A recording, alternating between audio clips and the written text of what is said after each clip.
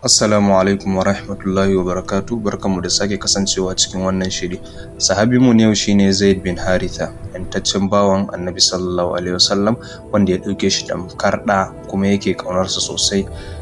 Rike amana da kuma jarumtarsa ya sanya shi daga cikin manyan jagorori tun a farkon lokaci.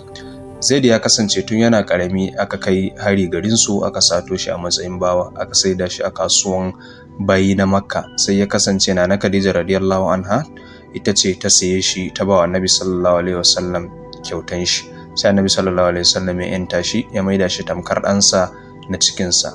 Yayin da ƴan uwansa suka zo za su tafi da shi ma, ya zabi shi zai zauna da Annabi sallallahu alaihi wasallam. Ya karbi musulunci tun a farkonta, kuma yayi manyan yakuna tare da Annabi sallallahu alaihi wasallam. Abin da Zaid ya fi shahara da shi shine kasancewarsa jagoran runduna a lokuta da yawa. Kamar yadda Nana Aisha take cewa Annabi sallallahu alaihi wasallam bai taba tura runduna da akwai Zaid a cikin ta ba tare da ya sanya shi jagora ba. Zaid ya jagoranci sariya kala-kala, wanda idan an ce sariya ita ce rundunar da Annabi sallallahu alaihi wasallam baya cikin ta. Ya jagoranci kamar su Al-Jum, Al-Is, Al-Tarab, Isma'il da ya hukunta wasu waɗanda suka farma wakilan musulmai da kuma Wadil Qura, wanda duka ƙananan yakuna ne da aka yi domin kare musulmai ko hukunta wasu wanda suka yi laifi, wanda yake nuna yarda, jajircewa da kuma adalci a jagoranci irin na Zaid. Babban abin da ya fi shahara da shi kuwa shine a yakin Mota a shekara ta 8 bayan hijira. Abin da ya yi sababin yakin shine kashe wakilin Annabi sallallahu alaihi wasallam da wani gwamnan Roma yayi.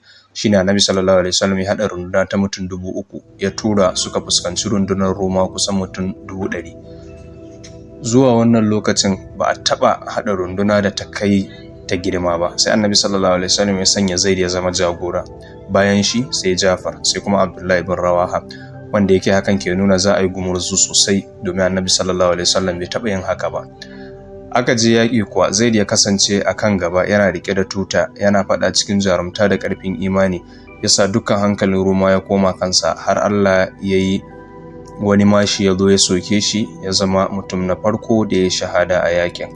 Daga bisani Jafar da Abdullah su duka biyu su ma suka yi shahada.